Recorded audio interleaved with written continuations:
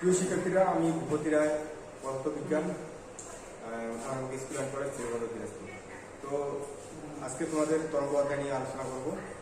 তো তরঙ্গ অধ্যায়ে আলোচনা করতে গিয়ে যে বিষয়গুলো আমাদের দরকার, তরঙ্গ সংখ্যাটা একটা জানা দরকার। তরঙ্গ সংখ্যা কি বলছে? এখানে বলছে যে আলোড়ন কোনো জড় মাধ্যমে অগ্রসর হয়ে এক স্থান থেকে অন্য স্থানে শক্তি সঞ্চালিত করে, অথচ মাধ্যমকে স্থানান্তরিত করে তাকে তরঙ্গ বলে। এখানে মাধ্যম বলতে তোমাদেরকে মনে করতে হবে কণা। যেমন একটা পুকুরে মনে করো এরকম অসংখ্য পানির কণা আছে, এরকম পানির কণা আছে একটা পুকুরে। এরকম মনে করো একটা পানির কণা, এখানে যদি কেউ ঢিল ছিল দেখা যাবে এখানে অসংখ্য কণাকে ধাক্কা দিচ্ছে। মনে করো এই কণাকে এই জায়গায় ঢিল ছোড়া হলো, মনে করো এই কণাটাকে সামনে গিয়ে আবার ধাক্কা দিবে, আবার এই কণাটাকে সামনে গিয়ে ধাক্কা দিবে। তবে এই কণাটা যখন এই কণাকে সামনে গিয়ে ধাক্কা দিবে, এই কণাটা আবার পিছন দিকে আবার আগের স্থানে আসতে চাইবে। অনুরূপভাবে এই কণাটা আবার সামনের কণাকে ধাক্কা দিবে আর পিছন দিকে ব্যাক হবে। এই কারণে এই ক্ষেত্রে এই কণার গতিটা এক ধরনের স্পন্দন গতি বা পর্যাবৃত্ত গতি বলা হয়। হ্যাঁ, যাই হোক কি এখানে পর্যাবৃত্ত গতি বা স্পন্দন গতি আমরা বলবো না। তো এখানে বলবো যে কণাগুলো আরেকটা কণাকে ধাক্কা দেয়, আর ধাক্কা দেওয়া বলতে এখানে সংজ্ঞায় বলা আছে যে আলোড়ন কোন জড় মাধ্যমে, আলোড়ন বলতে এই কণাগুলো যে নড়াচড়া করতেছে, এই কণাগুলো নড়াচড়াকে বলা আছে আন্দোলন বা আলোড়ন। অর্থাৎ এই কণাগুলো নড়াচড়া করে অন্য কণাকে ধাক্কা দিচ্ছে, অর্থাৎ আন্দোলিত হচ্ছে বা আলোড়নের ফলে কি হচ্ছে, যার ফলে আমরা এখানে কি দেখতে পাই, এখানে ঢেউ দেখতে পাই। তো এখানে সংজ্ঞা বলা আছে যে আলোড়নের ফলে, হ্যাঁ, পানি হলো একটা জড় মাধ্যম, ওই জড় মাধ্যমে আমরা আলোড়নের ফলে দেখতে পাই তরঙ্গ। আর তরঙ্গকে আমরা তরঙ্গ শক্তি হিসেবে ধরবো। অর্থাৎ এখানে যে বলা আছে শক্তি সঞ্চালিত করে, অর্থাৎ মনে করো এখানে ঢেউ ছুটছো, এই কণাগুলো ধাক্কা দেওয়ার ফলে এখানে কি হলো, তরঙ্গের সৃষ্টি হলো। অর্থাৎ মনে করো শক্তি সৃষ্টি হলো, এটা তোমাকে কল্পনা করতে হবে। তো তরঙ্গ এক স্থান থেকে একবারে এখানে কিনারা পর্যন্ত যাবে। তো তাহলে এখানে বোঝা যাচ্ছে তরঙ্গ এক স্থান থেকে অন্য স্থানে যাওয়া মানে কি, তোমাকে মনে করতে শক্তি এক স্থান থেকে অন্য স্থানে সঞ্চালিত হয়েছে বা অগ্রসর হয়েছে, কিন্তু কণাগুলোর অগ্রসর হয়নি। অর্থাৎ কণাগুলো এই কণাকে যেমন ধাক্কা দেবে, এই কণাকে যেমন ধাক্কা দেবে, আবার আগের অবস্থায় আসতে চাইবে, কণাগুলো ওই নির্দিষ্ট এরিয়ার মধ্যেই থাকবে। হ্যাঁ, কিন্তু শক্তিটা এক স্থান থেকে অন্য স্থানে অগ্রসর হবে। এই হলো আমাদের সংজ্ঞার ব্যাখ্যা। তো যাই হোক আর কি, তো আমি আবার বলছি যে কণাগুলো আলোড়ন মানে কি, কণাগুলো নড়াচড়াটাই হলো আলোড়ন বা আন্দোলন। এই আন্দোলনের ফলে এখানে একটা শক্তি সৃষ্টি বা শক্তি দেখতে পাবো, সেটা হলো তরঙ্গ। তো এই তরঙ্গ এক স্থান থেকে অন্য স্থানে অগ্রসর হবে, কিন্তু কণাগুলোর স্থানচ্যুত তেমন হবে না। যার এক্সাম্পল হিসেবে আমরা যদি এখানে করতে চাই, মনে করো পুকুরের ঢিল ছোড়ার সাথে যখন এখানে তরঙ্গের সৃষ্টি হলো, ওখানে যদি আমরা একটা দিয়ে সুরের কাঠি যদি ওইখানে যদি ফেলে দেয়, দিয়ে সুরের কাঠি দেখা যাবে যে এভাবে আন্দোলিত হচ্ছে, উপরে উঠতেছে নিচে উঠতেছে, উপরে উঠতেছে নিচে উঠতেছে, মানে কি এক ধরনের স্পন্দন গতি সৃষ্টি হয়েছে। তো এখান থেকে বোঝা যায় যে কণাগুলো সাধারণত স্থান পরিবর্তন হয় না, কিন্তু শক্তির স্থান পরিবর্তন হয়, অর্থাৎ শক্তি সম্মুখের দিকে অবসর হতে থাকে। অর্থাৎ যখন তরঙ্গ সৃষ্টি হবে, এই তরঙ্গটাকে আমরা তরঙ্গ শক্তি হিসেবে ধরি। তো পানি হলো একটা জড় মাধ্যম, আর যেহেতু এখানে মাধ্যমে তরঙ্গটা উৎপন্ন হয়, আর এখানে মাধ্যমে যেহেতু শক্তি উৎপন্ন হয়, এই কারণে এই মাধ্যমে যে শক্তিটা উৎপন্ন হচ্ছে এটাকে আমরা যান্ত্রিক শক্তি হিসেবে ধরবো। যাই হোক আর কি, এখন আমরা আসি আর একটু ব্যাখ্যা করি।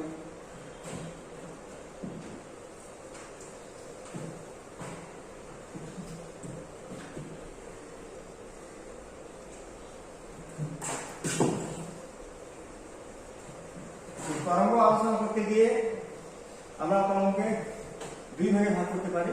একটা হলো আর তরঙ্গ বা অনুপ্রস্থ তরঙ্গ, একে তীর্থ তরঙ্গ বলা হয়, ইংরেজিতে এটা ট্রান্সভার্স ওয়েভ। আর এক প্রকার তরঙ্গ হলো লম্বিত তরঙ্গ বা অনুদৈর্ঘ্য তরঙ্গ বা দীর্ঘ তরঙ্গ, এটাকে লঙ্গিটিউডিনাল ওয়েভ বলা হয় ইংরেজিতে। তো এখানে আমরা দুই প্রকার তরঙ্গ নিয়ে আলোচনা করব, আর তরঙ্গ এবং লম্বিত তরঙ্গ, অর্থাৎ অনুপ্রস্থ তরঙ্গ এবং অনুদৈর্ঘ্য তরঙ্গ। তো এখানে দেখো অনুপ্রস্থ তরঙ্গের সংজ্ঞাটা হলো এই যে তরঙ্গের ক্ষেত্রে কম্পমান বস্তুগুলোর যে তরঙ্গের ক্ষেত্রে কণাগুলোর কম্পনের দিক তরঙ্গের দিকের সম্মুখীন হয় তাকে বলা হয় আর তরঙ্গ বা অনুপ্রস্থ তরঙ্গ। অর্থাৎ আমি কিছুক্ষণ আগে এখানে পুকুরের ঢেলের এখানে দেখালাম যেখানে এভাবে ঢেউয়ের সৃষ্টি হয়।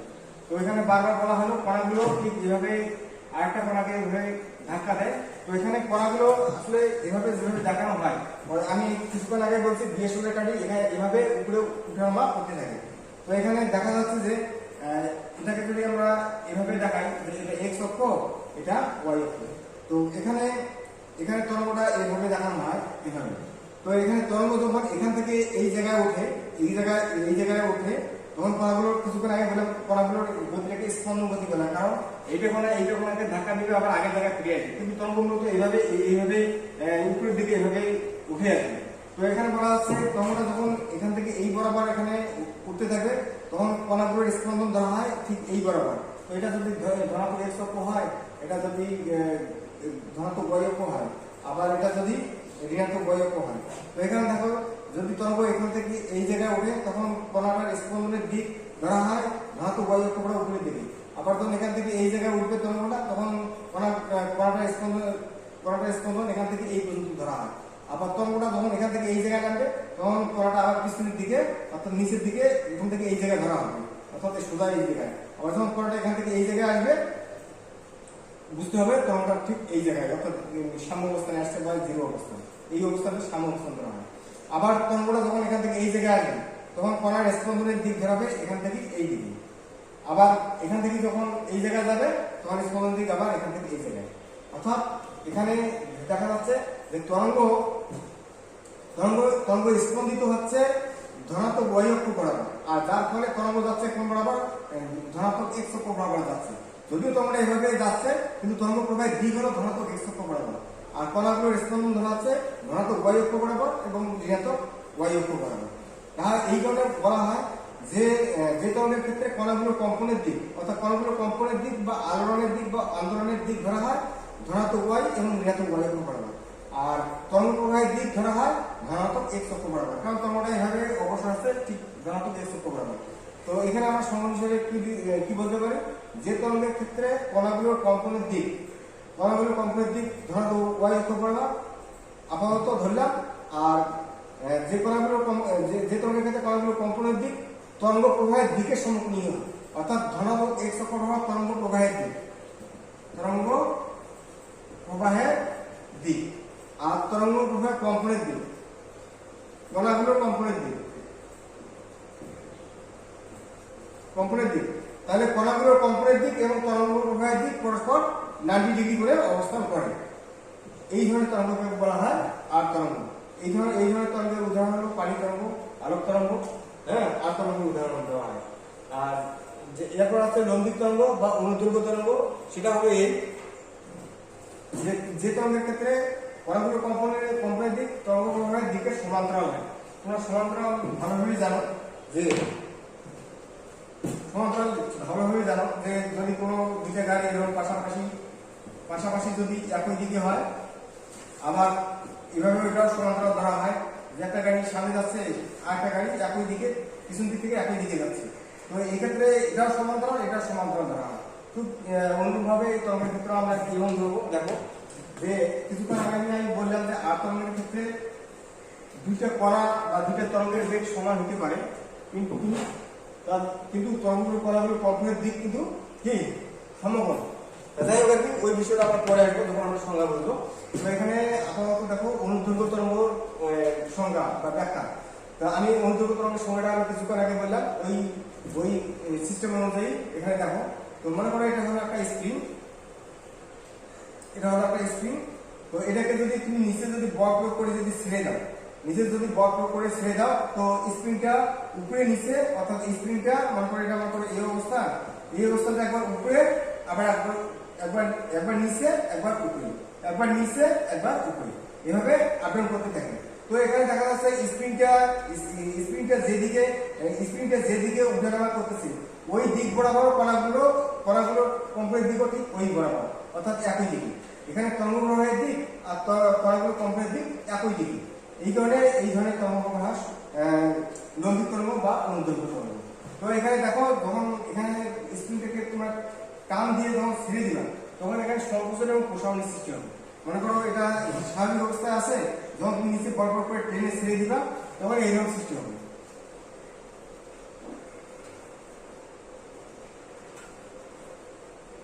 এরকম এরকম অবস্থা সৃষ্টি হবে। একবার সংকোচন একবার প্রসারণ, একবার সংকোচন, একবার প্রসারণ, একবার সংকোচন, এভাবে সংকোচন প্রসারণের সৃষ্টি হবে অনবরত আর কি। তো যাই হোক আর কি, যেমন কিছুক্ষণ আগে আমি বললাম যে আট নম্বর উদাহরণ কি পানি তরঙ্গ বা আলোক তরঙ্গ, তেমনি সংকোচন ও প্রসারণ আমরা বাস্তব দেখতে পাবো যখন কিছু চলাফেরা করে। তোমরা বাসায় যে গ্রাম অঞ্চলে দেখবা কিছু যখন চলাফেরা করে তখন একবার সংকুচিত হয়, একবার প্রসারিত হয়, একবার সংকুচিত হয়, একবার প্রসারিত হয়। যাই হোক আর কি, ওটা ওটা আমরা বাস্তবে কিছু ক্ষেত্রে দেখতে পাই। যেমন তো এটা যেহেতু একটা তরঙ্গ, সেহেতু এটা তরঙ্গের উদাহরণ দেওয়া হয় যেমন শব্দ তরঙ্গ। শব্দ তরঙ্গটা এই স্টাইলে চলে আর কি। যেমন আমি কথা বলতেছি, এই কথাগুলো লম্বিক তরঙ্গ আকারে চলতে থাকে। লম্বিক তরঙ্গের আমরা ব্যাখ্যাটা আবার কিছুক্ষণ পরে আসবো। হ্যাঁ, আট তরঙ্গের ব্যাখ্যা আগে আসে, তারপর আবার লম্বিক তরঙ্গের ব্যাখ্যা আসবে।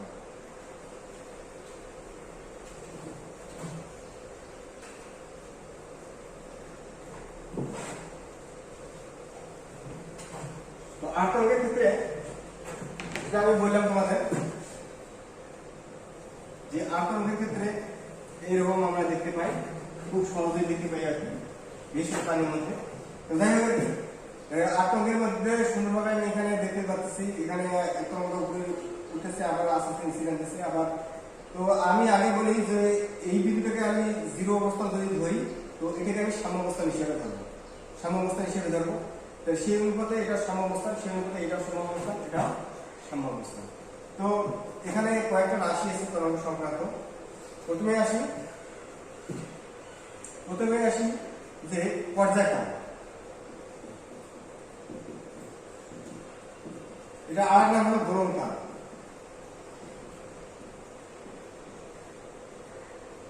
তোমরা জানো যে এখানে কণাগুলো আন্দোলিত হচ্ছে বা আলোড়িত হচ্ছে, বা এখানে আমরা বলতে পারি কম্পমান কণা বা কম্পমান বস্তু। তো এখানে সংজ্ঞাটা বলা হয় যে কোনো একটা কম্পমান বস্তু একটি পূর্ণ কম্প সম্পন্ন হতে বা পূর্ণ দোলন সম্পন্ন হতে যে সময় লাগে তাকে বলা হয় দোলনকাল। যেমন একটা কণা, যেহেতু আমরা কণার স্পন্দন ধরছি, আমরা প্লাস y অক্ষ বরাবর মাইনাস y অক্ষ বরাবর, আর এটা ধনাত্মক x অক্ষ বরাবর ধরলাম আমরা। তো যেহেতু এখানে বলা হয়েছে যে একটা কণার স্পন্দন ধনাত্মক y অক্ষ বরাবর হবে, যখন এখান থেকে এই বরাবর স্পন্দন ধরবো তখন বুঝতে হবে তরঙ্গটা আমার এই দিকে এই পর্যন্ত উঠছে। আবার কণাটা যখন এখান থেকে আবার এইদিকে আসলো তখন মনে করবো যে তরঙ্গটা আবার আগে সাম্যাবস্থানে চলে আসছে। আবার যখন ধরবো যে কণাটা মাইনাস y অক্ষ বরাবর এসেছে, তখন কণাটা এই তরঙ্গটা আমরা বিপরীত দিকে আমরা ধরবো, এখান থেকে এই বরাবর।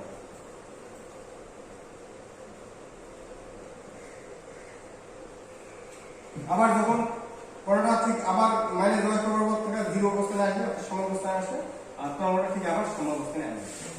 তাহলে তোমরা এর আগে ভালোভাবে শিখছো পর্যাবৃত্ত গতিতে, ওখানে দোলনকাল শিখছো। যাই হোক কি, তো এখানে বলা হচ্ছে, এখানে সহজভাবে যেটা শেখার বিষয় হলো এই যে যখন এখান থেকে এখানে যদি 180 ডিগ্রি ধরি, এখান থেকে এখানে যদি 180 ডিগ্রি ধরি, তাহলে 360 ডিগ্রি আছে। তাহলে তরঙ্গের ক্ষেত্রে যখন 360 ডিগ্রি সম্পন্ন হবে তখনই মনে করতে হবে এটা হলো পূর্ণ দোলন। অর্থাৎ তরঙ্গ যদি এখান থেকে এখানে আসে এবং এখান থেকে যদি এখানে আসে 360 ডিগ্রি সম্পন্ন হয়েছে, মানে কি তরঙ্গটা পূর্ণ চক্র সম্পন্ন করেছে, তখন এটাকে ধরবো আমরা পূর্ণ দোলন। আর তরঙ্গ এখান থেকে এই পর্যন্ত আসতে, অর্থাৎ এইটাকে যদি আমি বি অবস্থান ধরি, ও থেকে বি অবস্থানে আসতে এই অর্থাৎ পূর্ণ চক্র সম্পন্ন করতে যে সময়টা লাগতেছে তাকে বলা হয় পর্যায়কাল বা দোলনকাল। অর্থাৎ সংজ্ঞাটাকে এভাবে দেওয়া হয়, কোনো একটি কম্পমান বস্তু পূর্ণ কম্পন সম্পন্ন হতে যে সময় লাগে তাকে বলা হয় দোলনকাল বা পর্যায়কাল। তাহলে এখান থেকে আমরা সুন্দরভাবে বুঝলাম টেকনিক্যালি, যেটা হলো যে তরঙ্গের ক্ষেত্রে কিছু 60 ডিগ্রি সম্পন্ন হলেই সেটাকে বলা হয় একটা পূর্ণ চক্র, এবং ওই ক্ষেত্রে যে সময়টা লাগে সেটা হলো দোলনকাল। তো এখন বলা হচ্ছে যে কোন একটি দোলনকালের সময়, এই সময়টা তখন আমরা পাইলাম, এরপর আমরা পাবো তরঙ্গ দৈর্ঘ্য। তরঙ্গ দৈর্ঘ্যটা কি, আমরা প্রথমে একটা রাশি জানলাম, সেটা হলো দোলনকাল। এখন আসবো আমরা তরঙ্গ দৈর্ঘ্য।